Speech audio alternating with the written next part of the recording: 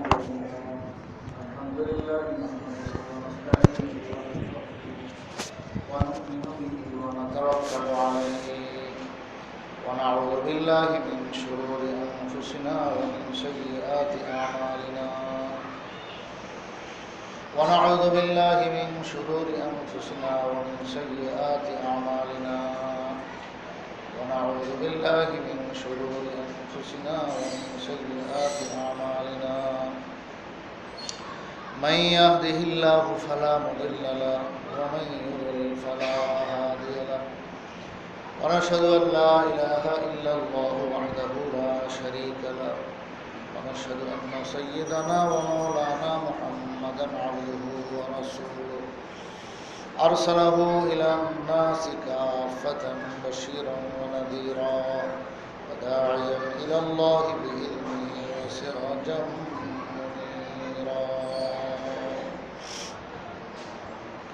أما بعد فقد قال الله تبارك وتعالى وإذا حييتم بتحية فحيوا بأحسن منها أو ردوها وقال النبي صلى الله عليه وسلم إذا لقي المسلمان فتصافحا وحمد الله واستغفر الله غفر لهما ما تقدم من ذنبهما أو كما قال النبي صلى الله عليه وسلم صدق الله مولانا العظيم وصدق رسوله النبي الكريم ونحن على ذلك لمن الشاهدين والشاكرين والحمد لله رب العالمين মুআজ্জাজ ও মুহতারাম হাজিরিন, আল্লাহ রাব্বুল আলামিনের অশেষ মেহেরবানি যে তিনি আমাদেরকে জুমার নামাজ আদায়ের জন্য তার ঘরে আসার তৌফিক দিয়েছেন। এই জন্য আমরা দিল থেকে শুকরিয়া আদায় করি, আলহামদুলিল্লাহ। আল্লাহ রাব্বুল আলামিন আমাদেরকে এমন এক জাতি বানাইছেন যে এদের বসবাস একা একই নয়। একা একই বসবাস করা কোনো মানুষের পক্ষে সম্ভব নয়। ওটা তার জন্য দোজখের মতো মনে হবে যে একা নীরব এক এলাকায় যদি তাকে থাকতে দেওয়া হয়, মানুষ বাঁচা সম্ভব নয়। তার ফিতরত এবং নেচার সব কিছুই নষ্ট বরবাদ হয়ে যাবে। তো আল্লাহ তাআলা আমাদেরকে বানাইছেন কেমন একটা সমাজ নিয়ে চলার জন্য, যে আমরা আমাদের ঘরে পরিবার নিয়ে থাকি, একটা সমাজ নিয়ে থাকি, দোস্ত আহবাব নিয়ে থাকি, ব্যবসার একটা স্থল থাকে, এরকমভাবে আপনার চাকরি বাকরির একটা জায়গা থাকে। তো 10 জনের সঙ্গে আমাদের উঠা বসা সব কিছু সবসময় হইতে থাকে, এটার নামে মানুষ। তো আল্লাহ তাআলা এগুলোর এই চলাফেরার জিন্দেগির মধ্যে অনেকগুলো আদাব আমাদেরকে শিখাইছেন, নিয়ম কানুন কিছু শিখাইছেন, যেটা আমার আপনার সুখ শান্তির জন্য, আমার আপনার শান্তি পাওয়ার জন্য, অশান্তি থেকে বাঁচার জন্য আল্লাহ তাআলা অনেক নিয়ম কানুন শুনাইছেন। গত সপ্তাহে আপনারা শুনছেন কারো বাড়িতে গেলে কিভাবে আমরা তার কাছে অনুমতি চাইয়া তার ঘরে ঢুকবো বা তার সঙ্গে মোলাকাত করবো, কী কী নিয়ম পদ্ধতি, অনেক কিছু শুনছেন। তো এর সঙ্গে আরও একটা বিষয় রয়ে গেছে, নিজের ঘর। একটা হলো অপরের ঘর, আর একটা হলো নিজের ঘর। নিজের ঘরের ব্যাপারে হুজুর সাল্লাল্লাহু আলাইহি ওয়াসাল্লাম বলেন যে তুমি তোমার ঘরের ঢুকতে হইলেও অনুমতি চাইয়া ঢুকবে। যে ঘরের দরজা আসছ, তো আওয়াজ দিলা, সেই নখ দিয়া নক করলা, অথবা কলিং বেল আছে সেখানে টিপ দিলা, এরকমভাবে বা যে কোনো সুরতে তুমি আওয়াজ দিলা। ভিতর থেকে অনেক সময় বুঝতে পারে, অনেক সময় সন্দেহ লাগে, তো জিজ্ঞেস করলো কে। তো সেখানে যেহেতু নিজের ঘর, এখানে নাম বলা কোনো জরুরি না। এখানে নাম না বলে আমি বললেও চলে, কারণ কে জিজ্ঞেস করতেছে, কে শব্দটা যে বলছে তার আওয়াজটাও আপনি বাইরে থেকে বুঝতেছেন যে এটা আমার মেয়ে বলতেছে, আমার ছেলে বলতেছে, আমার স্ত্রী বলতেছে, বা আমার বাবাই দরজা খোলার জন্য আসছেন, বাবা বলতেছেন কে।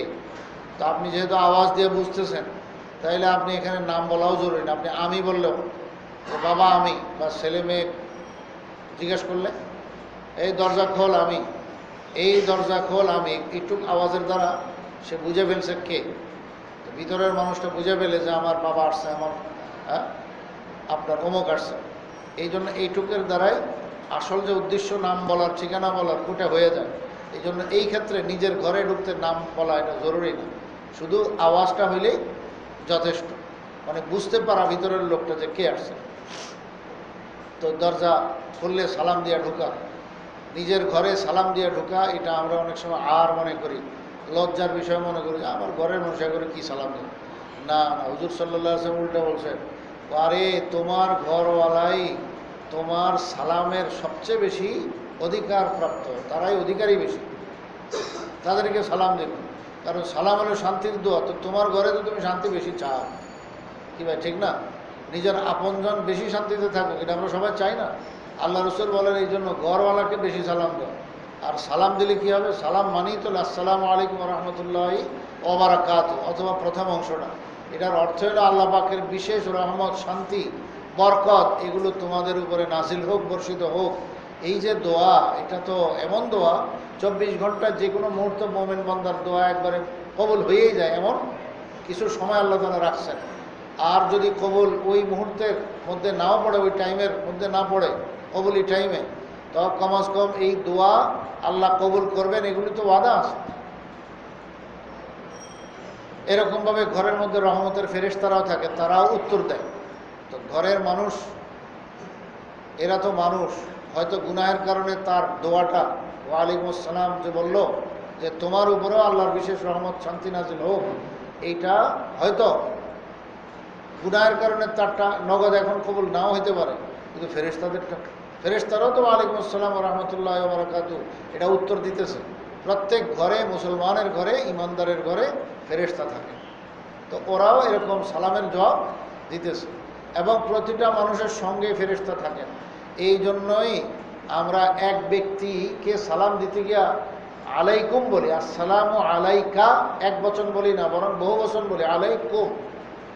আলাইকুম কেন? এটার কারণে এটা, যেহেতু সে একা, যদিও একা, আসলে একা নয়, তার সঙ্গে ফেরেশতা আছে, কমপক্ষে তো দুইজন আছে, কি ভাই? তার ভালো আমলগুলো নোট করার জন্য, বদ আমলগুলো নোট করার জন্য কেরামান কাতিবিন, যে আল্লাহ পাকের বিশেষ লেখক ফেরেশতা, নোট করেনেওয়ালা ফেরেশতা, সম্মানিত ফেরেশতা, এরা তো আসেনি, তো কমপক্ষে তো দুইজন আছে। আর দুইজন কেন, অনেক বেশি থাকে।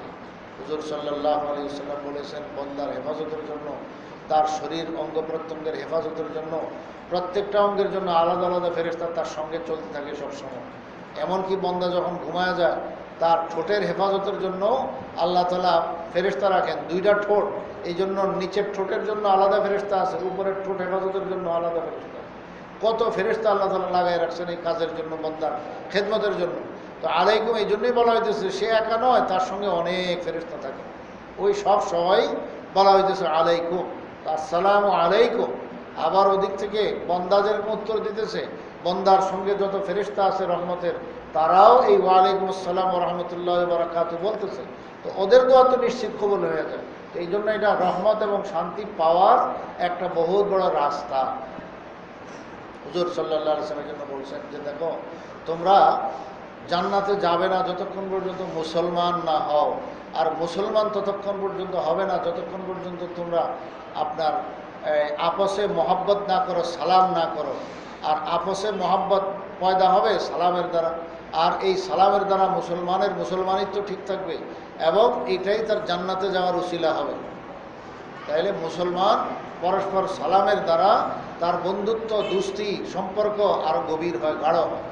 বরং কেউ যদি দুশ্মনী ভাব রাখে, তাকে বারবার সালাম দিলে, যতবার মোলাকাত হইলে এতবার সালাম দিল, এই সালাম দেওয়ার দ্বারা তার সঙ্গে যে একটু দূরত্ব ছিল মনের, সেটা কেটে যায় এবং সে কাছে হয়ে যায়, তার সঙ্গে ভিন্ন মহব্বত পয়দা হয়ে যায়। তো এগুলি তো কৌশল আল্লাহ তাআলা শিখিয়েছেন। আফসুস সালাম, আফসুস সালাম বাইনাকুম, যে তোমরা তোমাদের মাঝে সালামকে বেশি প্রশস্ত করো। প্রশস্ত মানে খালি নিজের পরিচিত লোককেই সালাম দিলা, নিজের দোস্তকেই সালাম দিলা না, মুসলমান পাইছো বস তাকেই সালাম দাও। সালাম পাবে হলো মুসলমান, খালি নিজের দোস্ত না, নিজের আত্মীয় না, নিজের বন্ধু না, ব্যাপকভাবে সালাম দিতে। এই জন্য আল্লাহ রাসূল শিখাইছেন। সর্বপ্রথম সালাম আল্লাহ তাআলা আসমানে জারি করছেন। হযরত আদম আলাইহিস সালাতু ওয়াস সালামকে যখন সৃষ্টি করেছেন, তো সমস্ত ফেরেশতাদেরকে হাজির করেছেন তিনি। এখন আল্লাহ তাআলা আদম আলাইহিস সালামকে প্রথম বানায় তো এমনি ধড় আর শরীরটা রেখে দিয়েছেন কত হাজার লাখ বছর, আল্লাহ তাআলা জানেন। যথাসময় আল্লাহ তাআলা যখন রূহ দেওয়ার ইচ্ছা হয়েছে, আল্লাহ তাআলা ওনার শরীরটার মধ্যে, যেটা এতক্ষণ মূর্তির মতো ছিল, এটার মধ্যে যখন রূহ ঢুকাই দিয়েছেন, তো এখন শরীরটা তাজা তাগড়া হয়ে গেছে, আপনার সচল হয়ে গেছে। এখন যা মুর্দার মতো ছিল এখন জিন্দা হয়ে গেছে। এবং তিনি উঠে দাঁড়াইছেন। দাঁড়ানোর পর দেখেন সামনে সমস্ত ফেরেশতা, কত হাজার না কোটি না কত কোটি কোটি কোটি কোটি ফেরেশতা সব হাজির।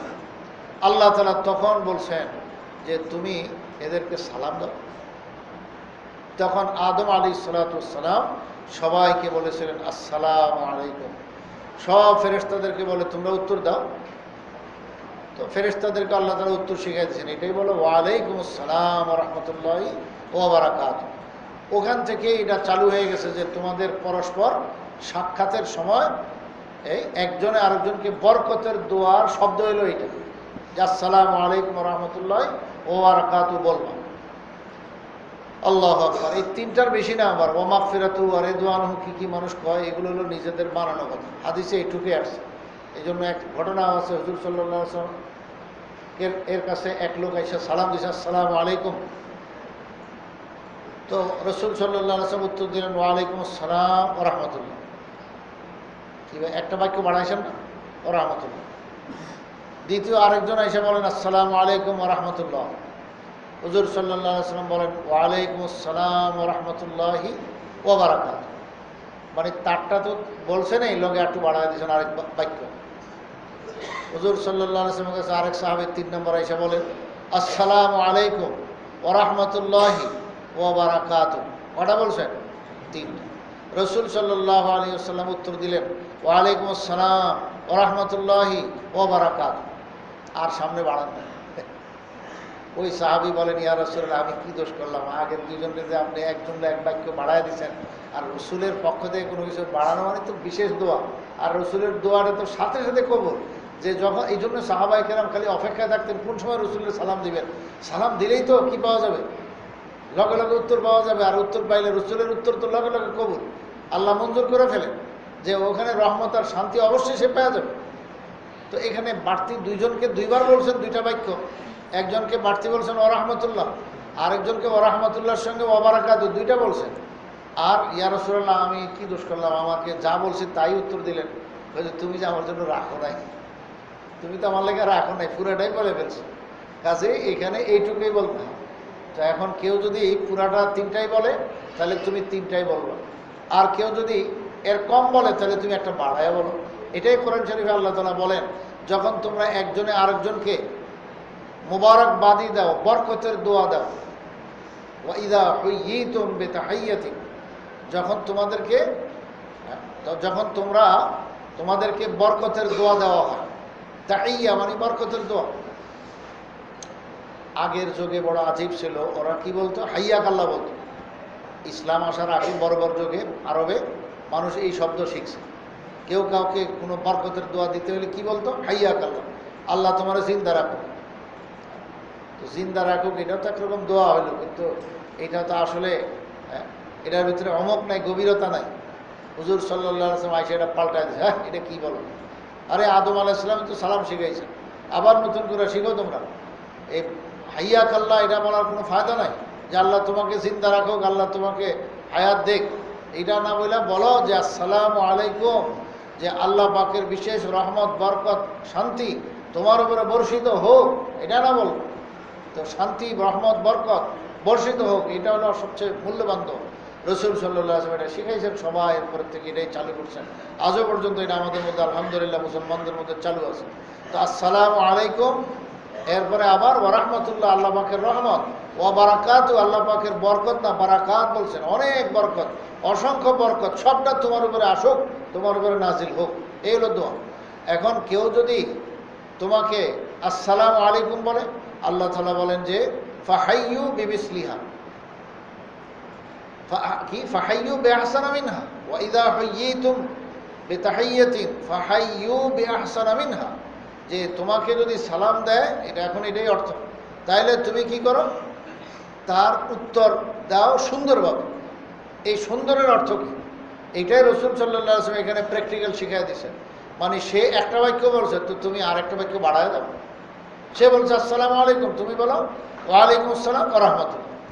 দেখেন এটা আমরা অনেক কম মানুষ খেয়াল করি, যে কেউ সালাম দিল ফোনে হোক মোবাইলে হোক এরকমভাবে সামনাসামনি হোক, বলে আসসালামু আলাইকুম, আমরাও কি বলে দিই ওয়ালাইকুম আসসালাম। এটা একটু তো বললাম ঠিক আছে, একটু বলা তো ওয়াজিব, কিন্তু আল্লাহ তাআলা আমাদেরকে প্রথমে অর্ডার দিয়েছেন যে তোমরা একটু বাড়ায় দাও। সে বলছে আসসালামু আলাইকুম, তুমি বলো ওয়ালাইকুম আসসালাম ওয়া রাহমাতুল্লাহ। আর যদি পুরাটাই বলো তো আরো ভালো, যে ওয়ালাইকুম আসসালাম ওয়া রাহমাতুল্লাহি ওয়া বারাকাতুহু, পারলে পুরাটাই বলো। আল্লাহ তাআলা বলেন যদি একটু বাড়াইতে মনে না আসে তোমার, তাইলে আও রুদ্দুহা, এটা হলো দ্বিতীয় পর্যায়ের হুকুম। যা বলেছে সে সেটাই তুমি অপেশ করো, রুদ্দুহা, যেটা সে বলছে সেটাই তুমি অপেশ করে দাও। সে বলছে আসসালামু আলাইকুম, বাস তুমি ওয়ালাইকুম আসসালাম এটুকুই বলো। আর এটুক বলা হলো ওয়াজিব। সালাম দেওয়া সুন্নত, কিন্তু উত্তর নেওয়া হলো ওয়াজিব। এটা মনে রাখবেন, উত্তর না নিলে ওয়াজিব তরক করার যে গুনাহ, মানে কবিরা গুনাহ, সেই কবিরা গুনাহ হবে। কত বড় গুনাহ? এই একটা গুনাহ যদি তওবা করে না মারা যায়, এই একটা গুনাহ নিয়ে গেলে তার জাহান্নামে যাওয়া লাগবে, যদি আল্লাহ তাআলা তারে অন্য কোনো উসিলা মাফ না করেন। কবিরা গুনার অর্থ এটা যে ওই গুনাহটা নিয়ে যদি বিনা তওবায় মারা যায় তাহলে জাহান্নামে যাওয়া লাগবে। আর আল্লাহ যদি কোনো ফজল করম করে মাফ করে দেন, তো সেটা তো আল্লাহ তাআলা যত কবিরা গুনাহ শিরিক ছাড়া সব কিছু মাফ করবেন, করতে পারেন, এগুলো আল্লাহর ঘোষণা আছে। কিন্তু কারে করবেন আর করবেন না এটার কোনো বিধান আইন এরকম নাই, সেটা আল্লাহ পাক যার ইচ্ছা তাকে করবেন। কিন্তু স্বাভাবিক নিয়ম আল্লাহ তাআলা এটাই জানায় দিয়েছেন যে এই ওয়াজিব যেটা আছে এটা তরক করলে কি হবে? কবিরা গুনাহ, মানে জাহান্নামে যাওয়ার গুনাহ। তাইলে আমরা ওয়ালাইকুম আসসালাম যদি না বলি, কেউ সালাম দিলে, তাহলে ওয়াজিব তরক হয়ে গেল। ওয়াজিব তরক করে দ্বারা সেই পরিকবিরা গুনাহ হলো, পরকালে জাহান্নামে যাওয়া লাগবে বিনা তওবায় মারা গেলে। এত বড় শক্ত ব্যাপারটা। তো সালাম দেওয়াটা হলো সুন্নত, কিন্তু উত্তর নেওয়া হলো ওয়াজিব। আচ্ছা, আর বাড়ায় দেওয়া এটা হলো মুস্তাহাব। ওটা যে যত করবে তত ভালো, বাড়ায় দেওয়াটা।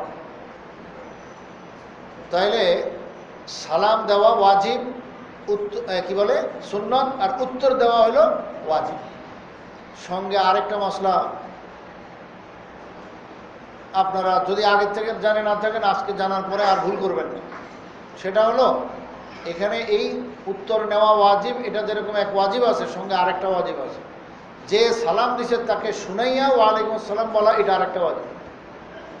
তাহলে ওয়ালাইকুম আসসালাম উত্তর দেওয়া হলো ওয়াজিব, সঙ্গে উত্তরটা সালাম দেনেওয়ালাকে শুনাইয়া দেওয়া, এটাও কি ওয়াজিব। এখানে দুই ওয়াজিব আছে। তো অনেক সময় আমরা হয়তো ওয়ালাইকুম আসসালাম বলি, আমি এমনভাবে বললাম যে আমার মুখ শুধু আপনার নড়লো, জিহ্বা ঠোঁট নাড়াইলাম, ওয়ালাইকুম আসসালাম বললাম, কিন্তু যে সালাম দিয়েছে তাকে শুনাইলাম না। তাইলে এটা আরেকটা ওয়াজিব ছুটে গেল। উত্তর দেওয়া ওয়াজিব, এই ওয়াজিব আদায় হলো, কিন্তু শুনাইয়া দেওয়া যে ওয়াজিব সেটা আমার ছুটে গেল। এই আরেক কবিরা গুনাহ হয়ে গেল। এই জন্য খুব স্মরণ রাখতে হবে, সালাম দেওয়া হলো সুন্নাত, উত্তর দেওয়া হলো ওয়াজিব, এবং উত্তরটা শুনাইয়া দেওয়া হলো ওয়াজিব। কাকে শোনাবে? যে সালাম দিচ্ছে। এই হলো মাসালা। চিঠিপত্রের মধ্যে যদি সালাম লেখা পাঠায়, তো সেখানেও চিঠি খোলা মাত্রাই যখন আসসালামু আলাইকুম লেখা দেখলো, ওইখানে ওটা দেখে সে বলতে হবে ওয়ালাইকুম আসসালাম ওয়া রাহমাতুল্লাহ। এখন মুখে যদি জবাব দিয়ে হয়ে গেল। আর এটাও হতে পারে যে সালামের জবাব আবার একটা উত্তর দিল সালাম দিয়া, তাইলে সেটাও জবাব হয়ে যায়, লিখিত জবাব। কিন্তু মৌখিক বলা এটাও চাই। এরকমভাবে কেউ যদি সালাম পাঠায়, তো সেখানে বাড়তি একটা শব্দ বলতে হবে, ওয়ালাইকা, এটা বলতে হবে। মানে যিনি সালামটা নিয়ে আসছেন, যিনি মাধ্যম বললেন, তাকেও এই সালামের মধ্যে রহমতের দোয়ার মধ্যে শরীক করা হইতেছে। সেখানে বলা হইতেছে ওয়ালাইকা, এটা হলো এক নম্বর, মানে তোমার উপর। এরপরে ওয়ালাইহিমুস সালাম, আলাইকুমুস সালাম না, কারণ তিনি অনুপস্থিত। যিনি সালাম পাঠাইছেন তিনি অনুপস্থিত, দূরে আছেন। অনুপস্থিত ব্যক্তির জন্য আলাইহিম, আর উপস্থিত ব্যক্তির জন্য আলাইকুম। এগুলো আরবি গ্রামার, ওগুলো যার জানা আছে আহলে ইলমরা তো বুঝেন, আর সাধারণ মানুষকে আমি বুঝাই দিলাম। তো অনুপস্থিত থাকলে আলাইহিম বলতে হয়। তো এই জন্য কী বলবে? ওয়ালাইকা, তোমার উপর, ওয়ালাইহিম, তাদের উপর, মানে যিনি সালাম পাঠাইছেন তার এবং তার সঙ্গে যারা ফেরেশতা আছে সবাই। তো আলাইহিম বলে বলতেছে, ওয়ালাইহিমুস সালাম। তো আলাইকা, ওয়ালাইকা, ওয়ালাইহিমুস সালাম, এইভাবে বলতে। হযরত ইব্রাহিম আলাইহিস সালাতু ওয়াস সালামও আমাদের কাছে সালাম পাঠাইছেন। হাদিসে আসছে মেরাজের ঘটনা। হুজুর সাল্লাল্লাহু আলাইহি ওয়াসাল্লাম যখন ইব্রাহিম আলাইহিস সালাতু ওয়াস সালামের সঙ্গে সাক্ষাৎ হয়েছিল, তখন ইব্রাহিম আলাইহিস সালাতু ওয়াস সালাম যা কথাবার্তা বলেছেন এর মধ্যে একটা এটা যে আপনার উম্মতকে আমার পক্ষ থেকে 1 নম্বর হলো সালাম পৌঁছাইবেন। আমরা সবাই বলি এখানে সালাম পৌঁছাইবেন, এই হাদিস শুনলে ওই শ্রোতা যারা থাকে তারা এবং বক্তা এই সালামের উত্তর দিতে হয়। কি বলতে হয়? আলা নবিয়িনা, বলেন সবাই, আলা নবিয়িনা ওয়া আলাইহিস সালাতু ওয়াস সালাম। কি হলো অর্থ? মানে আমাদের নবীজি মুহাম্মদুর রাসূলুল্লাহর উপর, কারণ তিনি তো বাহক হয়েছেন ইব্রাহিম আলাইহিস সালামের সঙ্গে মেরাজে সাক্ষাৎ, সেখান থেকে সালামটা আমাদের কাছে নিয়ে আসছেন, উম্মতের কাছে পৌঁছায় দিয়েছেন। হাদিস কিতাবে লেখা আছে এই হাদিস যে পড়বে এবং যে মজলিসে মুযাকারা হবে সেখানে সবার উপরে হযরত ইব্রাহিম আলাইহিস সালামের উপরে সালামের উত্তর দেওয়া ওয়াজিব হয়ে যায়। এই জন্য উত্তরটা আমরা দিলাম। সঙ্গে যিনি বাহক আছেন হযরত আমাদের নবী করিম সাল্লাল্লাহু আলাইহি ওয়াসাল্লাম, তাকেও আমরা স্মরণ করে আলা নবিয়িনা বলছে, আমাদের নবীজি এবং হযরত ইব্রাহিম আলাইহিস সালাম দুজনের উপরে আল্লাহ পাকের বিশেষ রহমত শান্তি নাজিল হোক, এই দোয়া আমরা বললাম। তো আলা নবিয়িনা ওয়া আলাইহিস সালাতু ওয়াস সালাম। যাক, সালামের উত্তর দিয়ে বললাম। কি বললেন? যে আমার উম্মতকে, আপনার উম্মতকে, হে মুহাম্মদ তুমি তোমার উম্মতকে আমার পক্ষ থেকে 1 নম্বর হলো সালাম পৌঁছায়ো, যেটার জবাব আমরা দিয়ে ফেলছি। 2 নম্বর আরেকটা সংবাদ বলে দিও, জান্নাতের মাটি বড় উর্বর, কিন্তু মাটিগুলো একদম খালি ময়দান, জান্নাতের ফ্লোর একদম সমান খালি ময়দান, কোনো গাছপালা বিল্ডিং কিছুই নাই, খালি ময়দান। মানুষ যে জায়গা জমিন কিনে, প্রথমে জমিনটা কিনার পরে না এটার মধ্যে কি ফসল লাগাইবো, না বিল্ডিং বানাইবো, না কারখানা করবো, না কি করবো, দোকানপাট লাগাইবো, আসে না? পরে না এগুলো করে। আল্লাহ তাআলা প্রত্যেক ইমানদারকে লা ইলাহা ইল্লাল্লাহু মুহাম্মাদুর রাসূলুল্লাহ এই কালিমা ওয়ালা যেদিন হয়েছে, সে মুসলমান হয়েছে যেদিন সকালে হওয়ার পরে কালিমা পড়ছে, ওই কালিমার দ্বারা তার ওই জান্নাতের জমিনের মালিক বানায় দিয়েছে। হযরত ইব্রাহিম আলাইহিস সালাম ওইটাই বলতেছেন যে লা ইলাহা ইল্লাল্লাহ পড়ে তো তারা জমিনের মালিক হয়ে গেছে, জান্নাতের জমিনের মালিক। এবং জমিনটা কেমন? অত্যন্ত উর্বর, গাছ লাগাইতে দেরি, এটা বড় হইতে আর ফল ধরতে 1 মুহূর্ত লাগে না, সঙ্গে সঙ্গে ফল ধরা শুরু হয়ে যায়। আমরা যে বলি সুবহানাল্লাহ, এই সাথে সাথে কি হয়ে যায়? জান্নাতের মাটির মধ্যে একটা বীজ বপন হয়ে যায় সাথে সাথে, সুবহানাল্লাহ বলার সাথে সাথে। এবং বীজ লাগেই, আমরা তো গাছের বীজ লাগাইলে কত দেরি হয় এটা হইতে। একটা তাল গাছ যে লাগায় সে খাইতে পারে না, নারকেল গাছ যে লাগায় সে সহজে খাইয়া যাইতে পারে না, তার ছেলেরা খায়। আর তাল গাছ লাগাইলে হয়তো নাতি ভূতিরা খাইতে পারে। এবার বুঝলেন না? তাল গাছে অনেক দেরিতে তাল ধরে। তো যাই হোক, এগুলোর দুনিয়ার সিস্টেম। আল্লাহ তাআলা আখিরাতে জান্নাতের মুআমালা সম্পূর্ণ বিপরীত রাখছেন। যে এটাই হযরত ইব্রাহিম আলাইহিস সালাম বলেন যে আপনার উম্মতকে বলে দিবেন যে জান্নাতের মালিক তো হয়েছে, কিন্তু জান্নাতের ফ্লোর হলো একবার সমান সমতল, কোনো গাছপালা কিছুই নাই, তবে তার মাটিটা অত্যন্ত উর্বর। তাদেরকে বলবেন আমার পক্ষ থেকে, ইব্রাহিমের পক্ষ থেকে আলাইহিস সালাতু ওয়াস সালাম, কি যে তারা যেন এই খালি ময়দানের মধ্যে খালি গাছ লাগায়, বিল্ডিং বানায়, তাদের ঘর বাড়ি বানায়, ওটাই তার পরকালে শান্তির বস্তু হবে। তা এখন সেই আপনার ঘর বাড়ি বানাবে এবং সে আপনার গাছপালা লাগাবে, বাগান সাজাবে, কি দিয়া? এটাও বলে দিছে যে আপনি তাদেরকে বলবেন যে তারা যেন পড়ে সুবহানাল্লাহি ওয়াল হামদুলিল্লাহ ওয়ালা ইলাহা ইল্লাল্লাহু আল্লাহু আকবার। লা হাওলাটা কোনো বর্ণনাতে আছে, মিলাইতেও পারে, না বললো এইটুক হলো। তো এইটুক সুবহানাল্লাহি ওয়াল হামদুলিল্লাহ ওয়ালা ইলাহা ইল্লাল্লাহু আল্লাহু আকবার লগে ওয়ালা হাওলা ওয়ালা কুওয়াতা ইল্লা বিল্লাহ, এটা বাড়াইলেও ঠিক আছে, না বাড়াইলেও চলবে। তো এখানে কয়টা কালিমা হলো? সুবহানাল্লাহ, আলহামদুলিল্লাহ, ওয়ালা ইলাহা ইল্লাল্লাহু আল্লাহু আকবার। কটা হলো ভাই? মাত্র 4টা। এই 4টা কালিমা কয় যে বেশি বেশি পড়তে কই, তাইলে জান্নাতের যে খালি ময়দান এগুলোর মধ্যে এক একটা বলার সঙ্গে সঙ্গে বীজ লেগে যাবে। সুবহানাল্লাহ সাথে সাথে বীজ লাগলো, আলহামদুলিল্লাহ বীজ লেগে গেল, লা ইলাহা ইল্লাল্লাহ বীজ লেগে গেল, এবং আল্লাহু আকবার এটার দ্বারা বীজ লেগে গেল। তবে সবগুলোর দ্বারা আবার একরকম না। খালি মনে করেন আম গাছ, তো জান্নাতিরা খালি আমে খাইব কি ভাই? তার জাম খাওয়া লাগবো না, কাঁঠাল খাওয়া লাগবো না, লিচু খাওয়া লাগবো না। আর খালি এরকম বাগানই হলো, ঘর নাই তো ঘর লাগবো না। এর কোনটা দ্বারা যে কি হবে সেটা আল্লাহ পাকই ভালো জানেন। হয়তো লা ইলাহা ইল্লাল্লাহ দ্বারা ঘর বাড়ি বানাবেন কি ভাই? প্রথম কালিমার দ্বারা তো জান্নাতের মালিক হয়ে গেছে। এখন যত তাসবিহ তাহলিল আছে, বিভিন্ন আইটেমের তাসবিহ তাহলিল, দুরূদ শরীফ, কত কি আছে। খালি সুবহানাল্লাহ, আলহামদুলিল্লাহ, লা ইলাহা ইল্লাল্লাহ, আল্লাহু আকবার এইটুকু তো না, আরো কত কিছু আমাদেরকে রাসূল শিক্ষা দিয়েছেন জীবনভর, 23 বছরের নবুয়ত কালে। এই সমস্ত নেক আমলের দ্বারা বান্দার খালি কি হবে? পরকালে বিভিন্ন রকমের গাছপালা লাগবে, অনেক রকমের অনেক আইটেমের বাগানে খালি গাছপালা হইতেই থাকবে। এরকমভাবে ঘর বাড়ি খালি বনতেই থাকবে। হুজুর সাল্লাল্লাহু আলাইহি ওয়াসাল্লাম কত কথা বলেছেন, হাদিসে তো অভাব নাই। যেমন বলেছেন যে কুল হুয়াল্লাহু আহাদ, এই যে সূরাটা, সূরা ইখলাস, কত ছোট্ট সূরা, 3 বার পড়লে কোরআন শরীফে এক খতম দিলে যে সওয়াবটা হইতো, সেই 3 বার সূরা ইখলাস পাঠ করলে ওই সওয়াবটা আল্লাহ দিয়ে দেন। কত বড় কথা। এরপরে আবার আরেক হাদিসে আল্লাহ রাসূল বলেন, যদি কেউ 10 বার এই কুল হুয়াল্লাহু শরীফটা তেলাওয়াত করে, কয়বার? একসাথে 10 বার, তাইলে আল্লাহ তাআলা তাকে জান্নাতে এক বিশাল বড় বিল্ডিং বানায় দিবেন এই 10 বার কুল হুয়াল্লাহর বিনিময়ে। হযরত ওমর ইবনুল খাত্তাব রাদিয়াল্লাহু তাআলা আনহু বসা আছেন, শুনতেছেন।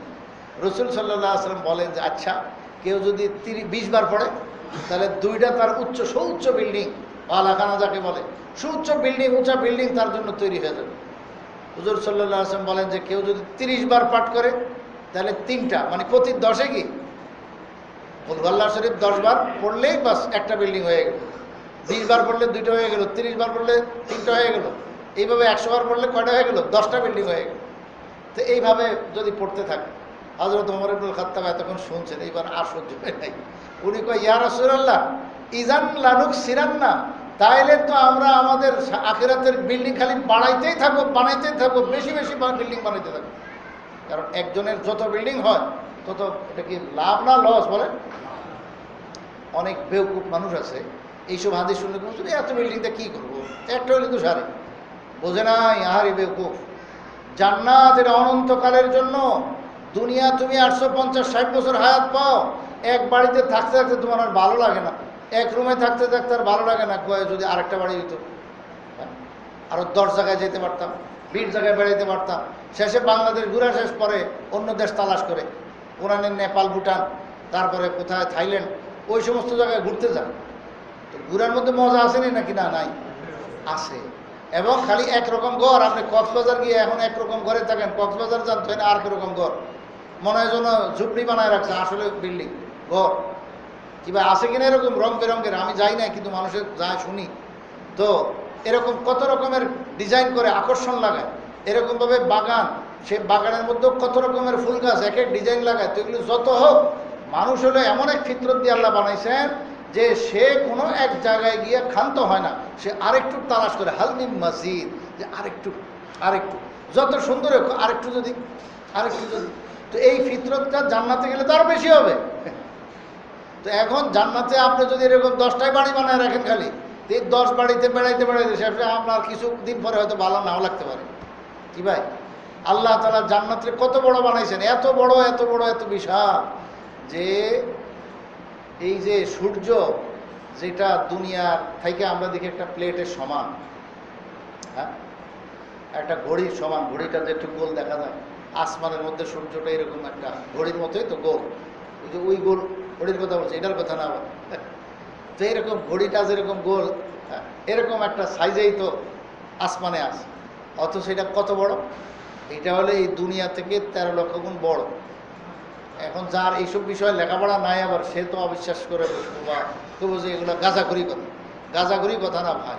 আজকাল এমন সুন্দর সুন্দর থিওরি মানুষ বাইর করে ফেলছে, আল্লাহ তাআলাই মানুষের মগজে দেমাগে এগুলো দিয়ে দিচ্ছেন, যেগুলো সব হিসাব কিতাব বুঝে ফেলছে। ওখানে ফিতা দিয়ে মাপন লাগবে না। কেউ যদি এরকম বলে যে সূর্য কেমনে মাপলো, সূর্যের কোন ফিতা দিয়ে মাপলো, এত বড় ফিতা পাইলো কই, এবং সূর্যের চতুর্দিকে বেষ্টন করলে তো সূর্যের তাপে এটা কি জ্বলে গেল না। এগুলো হলো বরং এগুলো হলো গাঁজাখুরি কথা। সূর্য আসলেই এত বড়, তো 13 লক্ষ গুণ বড়। আল্লাহ তাআলা এত বড় সূর্যটাকে আসমানের নিচেই তো রাখছেন। আসমানের নিচে তাহলে কতটুক জায়গা দখল করলো? ছোট্ট একটা জায়গা, একটা প্লেট পরিমাণ একটা ঘড়ি, গোল ঘড়ি রাখার যেটুক জায়গা লাগে ওয়ালের মধ্যে, এইটুক জায়গা মাত্র দখল হলো। আর বাকি পুরা সারা আসমান তো খালি রয়ে গেল। তাইলে পুরা আসমানটা কত বিরাট এই দুনিয়া থেকে। আর তাও সব আসমান যা আমরা চতুর্দিকে দেখি, চিতয়ে শুয়ে যদি আপনি দেখেন পুরো আসমানটাকে, খোলা আকাশের নিচে, তাহলে এটা কত রয়ে গেলো? মাত্র আসমানের অর্ধেক হলো। বাকি অর্ধেক কোথায় রয়ে গেছে? অপর দিকে রয়ে গেছে। ঠিক না ভাই? অপর দিকে রয়ে গেছে। যারা ভূগোল টুগোল না পড়ছেন তারা তো এগুলো বুঝবেন না, আর যারা এগুলো পড়াশোনা করেন ওরা এগুলো ভালোই করেই বুঝেন, এটা কঠিন কোনো কিছু না। তো পৃথিবীর আমরা যে উপরের সাইডে যে আসমান দেখি, এটা হলো আসমানের মাত্র অর্ধেক। একটা ডিমের ঠিক মাঝখান বরাবর যদি আপনি থাকেন, তো ডিমের উপরের সাইড আপনি দেখলেন, নিচের সাইড কিন্তু দেখেন নাই। নিচের সাইড হলো এই জমিনের উপরে যে আমরা আছি জমিনের অপর দিক, যাই হোক ওই সাইডটা তো রয়ে গেল। তাইলে এখন বুঝা দেখেন যে একটা সূর্যের তুলনায় আসমান কত বিরাট। আর জান্নাত কোথায় জানেন? এই সব কথা বলার উদ্দেশ্য হলো ওইটা, জান্নাত হলো এই আসমান থেকে মাত্র উপরে শুরু হইল, বোঝেন নাই?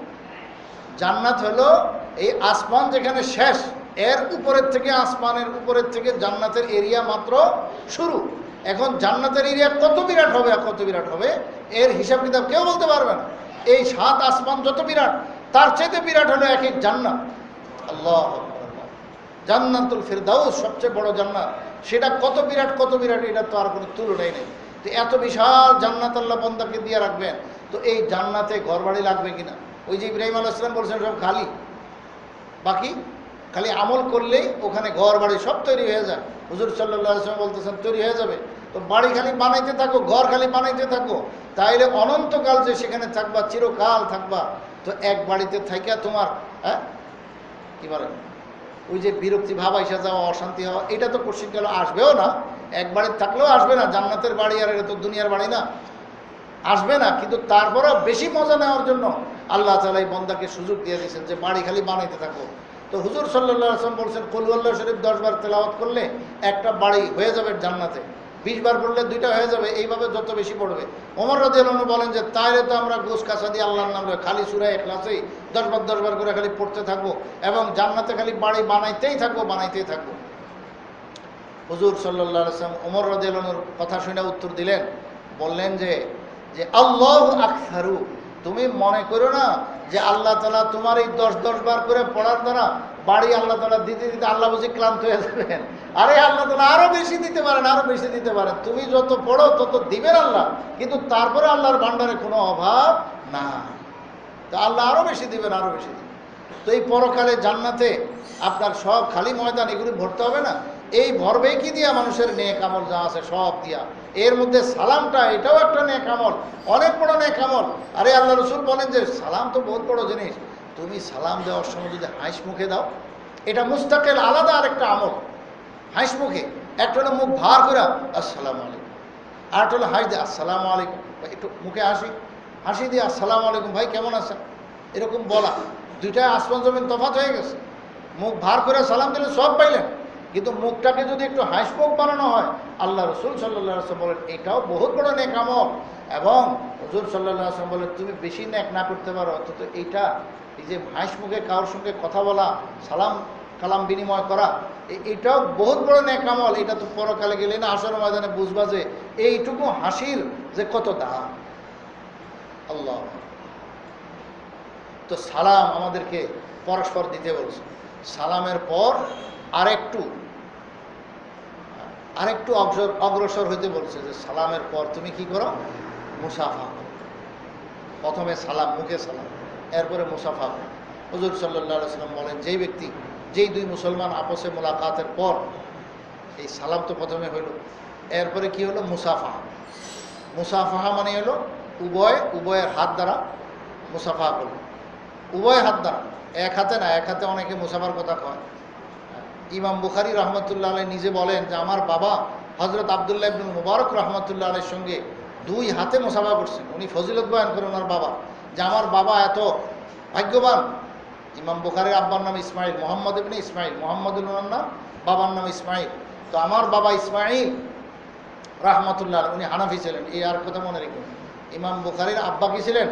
হানাফি মযহাবের লোক ছিলেন, হানাফি মযহাবের অনুসারী ছিলেন। এবং ইমাম বুখারী রহমতুল্লাহ আলাইহি ছোটকালে হানাফি ছিলেন। পরে যখন উনি কোরআন হাদিস বুঝতে বুঝতে উনি নিজে অনেক কিছু বুঝেন, তখন উনি নিজেই বুঝা চলা শুরু করছেন। এটা ওনার ক্ষমতা ছিল, ওনার ওরকম অধিকার ছিল, ওনার ওরকম ইলম ছিল, ওনার ওরকম তাকওয়া ছিল, এই জন্য ওনার জন্য এটা বৈধ ছিল।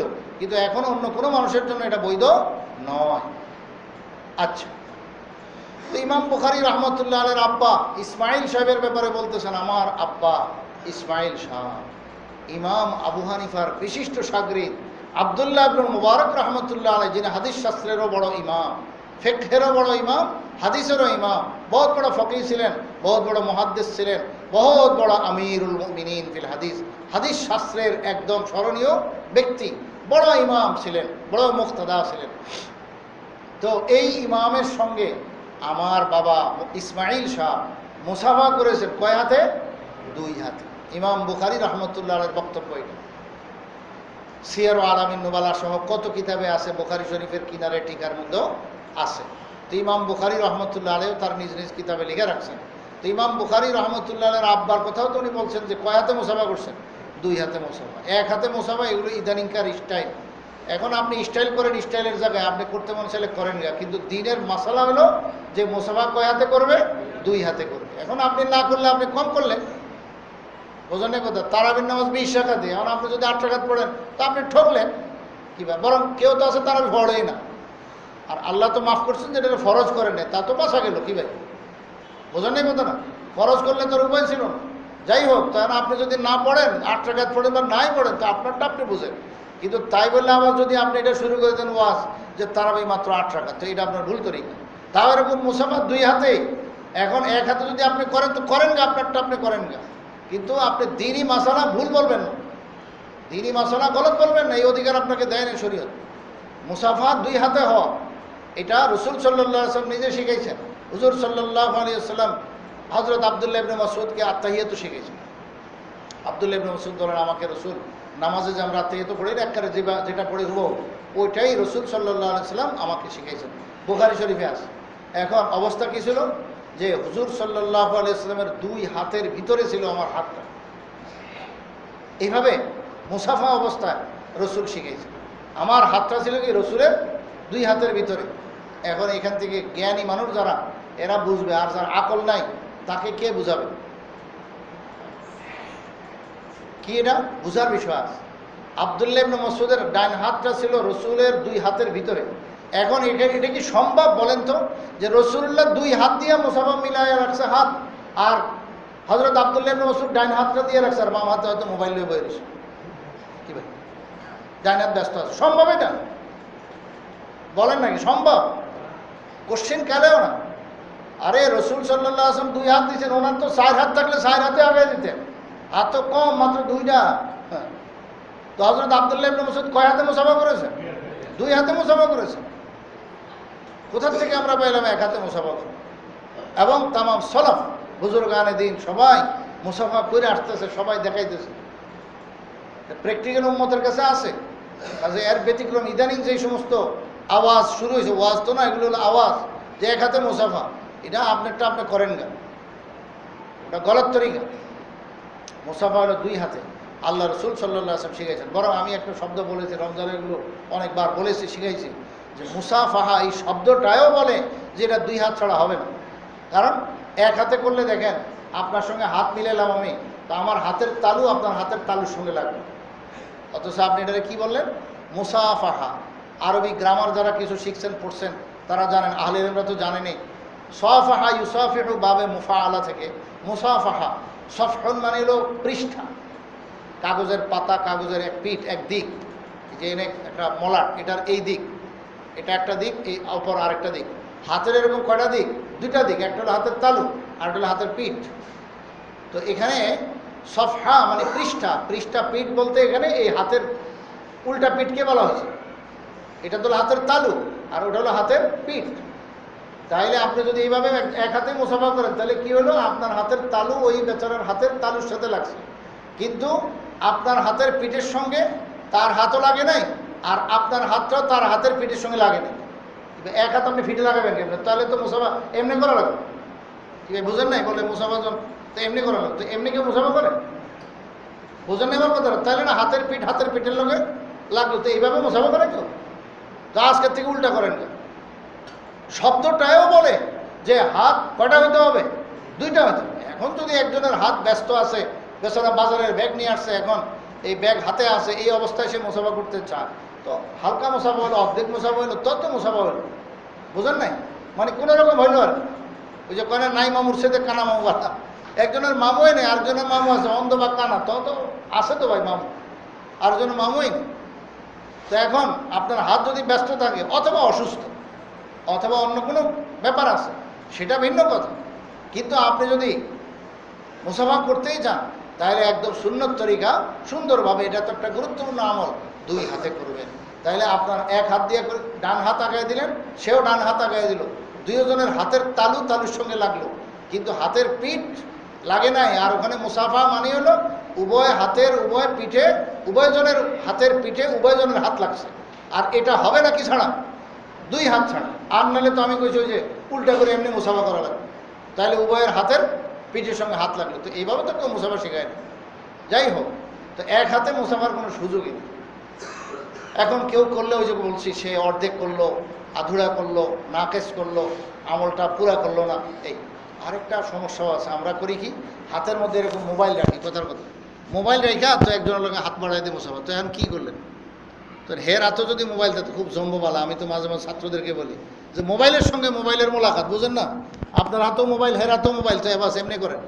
তো কী হলো এটা? এটা আমল না? এটা এগুলো একটা বহুত বড় বদ আমল আমাদের। মানুষ খেয়াল করেন, মোবাইল দিয়ে আপনি কেন মুসাফা করেন? আপনি মোবাইল পকেটে রাখেন, পকেটে ঢুকাইয়া একবারে হাত অবসর করে এবার মুসাফা করেন। মুসাফা এটা একটা কি আমল, এটা একটা শরীয়তের আমল, দিনই আমল। এটা এমনি খেলে আমরা হাতের লোক হাত লাগাইলাম, এটা কোনো এমনি জিনিস? এটা তো আমল। এবং রসুল সাল্লাল্লাহু আলাইহি ওয়াসাল্লাম বলেন, সহি তরিকায় কেউ যদি মুসাফা করলো আর ওয়াস্তাগফিরুল্লাহ, আল্লাহর কাছে মাগফিরাত তলব করলো। এই জন্যই তো দুজন কি বলে, ইয়াগফিরুল্লাহু লানা ওয়া লাকুম, যে আল্লাহ আমাকে, আপনাকে, আমাদেরকে, আপনাদেরকে মাফ করুক, এই কথা বলতেছে। তো ইস্তাগফারাল্লাহ, আল্লাহর কাছে দুজন মাগফিরাত তলব করলো। আর কি করলো? ও হামিদাল্লাহ ওয়া আসনা আলাইহি, এবং আল্লাহ পাকের হামদু সানা করলো। হামদু সানাটা কেমনে? সেটা হলো মুসাফার মধ্যে ইয়াগফিরুল্লাহু লানা ওয়া লাকুম বলেই বলে মানুষ আপনি কেমন আছেন, উনিও বলে আপনি কেমন আছেন, উভয় কুশল বিনিময় করলো। এখানে একটা হলো কি বলা, ভালো আছি। এই ভালো আছি বললে কিন্তু আল্লাহর হামদু সানা হয়নি। ভালো আছি এটার মধ্যে তো আল্লাহর হামদু সানা নেই। এখানে কি বলা চাই? আলহামদুলিল্লাহ ভালো আছে। কি বলা চাই? আলহামদুলিল্লাহ ভালো আছে। তাহলে কি হয়ে গেল? আল্লাহর হামদু সানা হয়ে গেল। তাহলে একদিকে আল্লাহ পাকের মাগফিরাত তলব করা হলো আল্লাহ পাকের কাছে, আবার ওইদিকে কি বলা হলো? মুসাফা অবস্থায় বা হাত ছেড়ে দিয়েই আপনি কেমন আছেন বললো, উভয়কে। তো উভয় যদি বলে আলহামদুলিল্লাহ, আল্লাহ ভালো রাখছেন। আপনি কেমন আছেন, তিনিও বললেন আলহামদুলিল্লাহ ভালো আছি, আল্লাহ ভালো রাখছেন। তাহলে দুজন আল্লাহ পাকের হামদ সানা করে ফেলল। এখানে বলা হয়েছে হামিদাল্লাহ, তসনিয়া দ্বিবচন, মানে দুজনে আল্লাহ পাকের হামদ সানা করা। দুজনে লাগবে। তা আমি বললাম আলহামদুলিল্লাহ ভালো আছি, আপনিও বলবেন আলহামদুলিল্লাহ ভালো আছে। কিন্তু এগুলো আমরা খেয়ালই করি না। ভালো আছি তো সবাই বলি, কিন্তু ভালো আছির সঙ্গে আলহামদুলিল্লাহ লাগাই দিলে এটা দিন হয়ে গেল। এবং আল্লাহ রাসূল বলেন গফির লাহুমা মা তাকাদ্দাম মিন যামবিহিমা, যে দুজনের যা সগীরা গুনাহ আছে সবগুলো মাফ করে দেওয়া হবে। তো এত বড় আমল, এটা একটা গুনাহ মাফের আমল। এটা কি সোজা আমল? বহুত দামি আমল। কিছু মানুষের এমন বদভ্যাস, আমি কি কয়েকটা লোক আমার কাছে চিহ্নিত আছে, এদেরকে বলেও পারলাম না, যে যখনই মোবাইলে হোক, দেখা সাক্ষাতে হোক, জিজ্ঞেস করি কেমন আছে, আর কোয়েন না, একবারে অবস্থা ভালো না, হাঁটু ব্যথা, কোমর ব্যথা, শরীর ব্যথা, এই সবসময় এরকম বলে। তো আমি বলি ভাই, আল্লাহ তাআলা আপনাকে যে হালে রাখছেন, এইটা কি আলহামদুলিল্লাহ বলা যায় না? আলহামদুলিল্লাহ আলা কুল্লি হাল, এটুকু তো শরীয়ত শিখেছে, যে কোনো অবস্থায় বাস সর্বদাই আল্লাহ পাকের জন্য হামদ সানা। এটা কি বলতে পারেন না একবারে বাস ধরে কেমন আছেন শিখেলি বাস, এই পেটে ব্যথা, পায়ে ব্যথা, হাঁটুতে ব্যথা, চলতে পারি না, অনেক সমস্যাতে আছে। হ্যাঁ, এত সমস্যাতে আছেন, এরপরও হসপিটালে তো ভর্তি নাই আপনি। কি ভাই, আপনার জবান কি বন্ধ হয়ে গেছে? তো জবান যে আপনার চালু আছে, এটা কি আল্লাহ পাকের নিয়ামত না? চোখ যে আপনার বন্ধ হয় নাই, এখনও আপনি চোখ দিয়ে ঠিকমতো দেখতে পাইতেছেন, এটা কি আল্লাহর নিয়ামত না? এই জন্য শুকরিয়া আদায় করা যায় না? আপনি 2 বেলা খানা খাইতেছেন, পেটে হজম হইতেছে, মুখের স্বাদ আছে, বস সব খেয়ে ফেলতেছেন, হজম করে ফেলতেছেন, তো এটা কি আল্লাহর নিয়ামত না? কত বড় নিয়ামত! একদিন পেশাব বন্ধ হলে বুঝবেন কত লাখ টাকা লাগে পেশাবটা বাইর করতে। পায়খানা বন্ধ হয়ে গেলে তখন বুঝবেন যে কীভাবে টাকা দেওয়া লাগে হসপিটালে। তো আপনার পেশাব হইতেছে রীতিমতো, পায়খানা হইতেছে রীতিমতো, চোখ দিয়ে দেখতেছি আমি, কান দিয়ে শুনতেছি, নাক দিয়ে দেখতেছি, নাক দিয়ে কি বলে, নাকের যে ঘ্রাণ নেওয়া সেটা নিতে পারতেছি, জিহ্বার যে স্বাদ এটাও বহাল আছে, মুখের কথা জবান সব ঠিক আছে, এরপরও খালি শেখায়ত আর শেখায়। এটা আমাদের শরীয়ত শিখায় না। তোমার যদি বিপদ থাকে এটা 2 নম্বরে রাখো। কেউ জিজ্ঞেস করলে প্রথমে বলো আলহামদুলিল্লাহ আল্লাহ ভালো রাখছেন। এরপরে তুমি দোয়া চাওয়ার জন্য বলতে পারো যে একটু পেরেশানি আছে, আপনার কাছে দোয়া চাই, আল্লাহ তাআলার জন্য পেরেশানি দূর করে। এটা কি বলা যায় না? ধৈর্যই বাস। আরে ভাই কোয়েন না, শুরু হয়ে গেল। এগুলোর বলে শেখায়, অভিযোগ। তো এই বদভ্যাস এটা আমাদের ত্যাগ করতে হবে। আল্লাহ আমাদের তৌফিক দান করেন।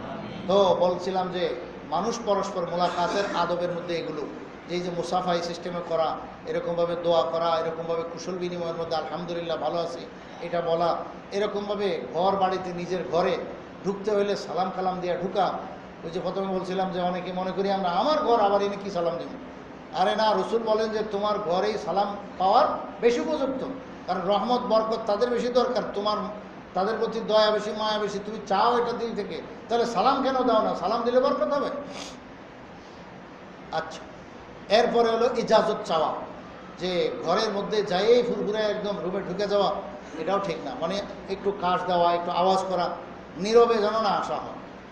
এক সাহাবী বলেন, ইয়া রাসূলুল্লাহ, আমি তো আমার মায়ের সাথে ঘরে থাকি, তো আমার মার আমি দুজনেই থাকি, তো আমার এখানে ঘরে ঢুকতে হলে কি অনুমতি লাগবে? বলে হ্যাঁ লাগবে। বলে ইয়া রাসূলুল্লাহ, এক ঘরেই তো থাকি, আবার ইজাজত লাগবে? বলে হ্যাঁ লাগবে। বলে ইয়া রাসূলুল্লাহ, আমি তো তার খাদেম, তার কাছে আসি যাই, মা বুড়ো মানুষ, তারে আমি পানি আগায় দিই, খানা আগায় দিই, নাস্তা আগায় দিই, তার খায়ের খেদমত করি, তো এরপরে ইজাজত নেওয়া লাগবে? বলে হ্যাঁ, তারপরে ইজাজত লাগবে। এরপরে রসুল বিরক্ত হয়ে বললেন যে আতহিব্বু আন তারা উম্মাকা উরিয়ানাতা, তুমি কি তোমার মাকে উলঙ্গ অবস্থায় দেখতে চাও? এটা কি তোমার ভালো লাগবে? না ইয়া রাসূলুল্লাহ। তাইলে তাইলে বাস সালাম দিয়ে ঢুকবে। যে সালাম দিবে, এক তো রহমত বরকতের দোয়া হয়ে গেল, সাথে হলো মা বুঝতেছেন বা ঘরে যে আছে সে বুঝতেছে আমি আসতেছি, তাইলে সে তার অশালীন অবস্থা কিছু থাকলে এটাকে শালীন বানায় নেবে। যেমন মানুষ একা থাকলে, একাকী ব্যক্তিগত পার্সোনাল ব্যাপার আছে না, যে সে তার নিজের কামরায় যখন শুইছে, এমন হইতে পারে যে তার মনে চায় যে একদম চিত হইয়া পাওয়াটা একদম ছড়ায়া, হাত সব ছড়ায়, মানে ব্যায়ামের মতো আর শুইয়া চিত হইয়া এটা ব্যায়ামের মতো করে রাখলো। এইভাবে শোয়া সে একজন মুরব্বীর কাছে কি পছন্দ করবে? তার মুরব্বী যদি আসে, আইসে ঢুকে গেল, তো এই অবস্থায় দেখলে তার কেমন লাগবে? তো এই জন্য বলছে অনুমতি নাও। তাহলে অনুমতি নিলে কি হবে? সে সাবধান হয়ে যাবে, তার যা গুজগাছ করার দরকার করবে। এমনিভাবে মানুষ একা একই থাকলে তার কাপড়ের এহতেমাম মতো থাকে না, কাপড়ের এহতেমাম থাকে না। তো এখন হয়তোবা তুমি এমন অবস্থাতে পরিস্থিতিতে ঢুকতে পারো যে তার কাপড় সতর খোলা আছে, সতর খোলা আছে, এটা হইতে পারে। এটা মানুষ সাধারণত শুইলে এরকমভাবে নিজের একা একই কামরায় থাকলে তখন একটু অসতর্কতা হয়, এটা কোনো নাজায়েজ গুনার কাজও না। তো এই অসতর্কতার বশত যেটা হইলো, এটা তো তুমি দেখে ফেলবে। ওটাই বলছে তোমার মাকে তুমি উলঙ্গ অবস্থায় দেখতে চাও? না ইয়া রাসূলুল্লাহ।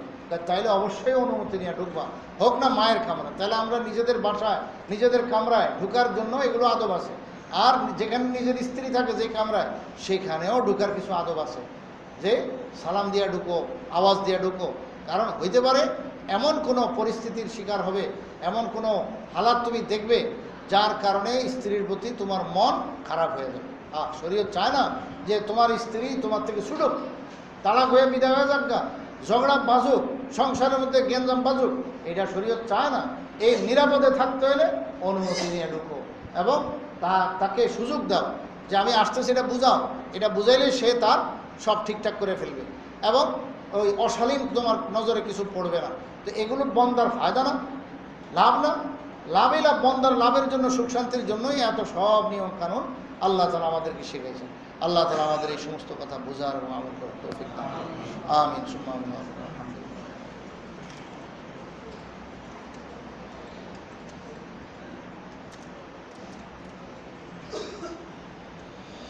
আল্লাহ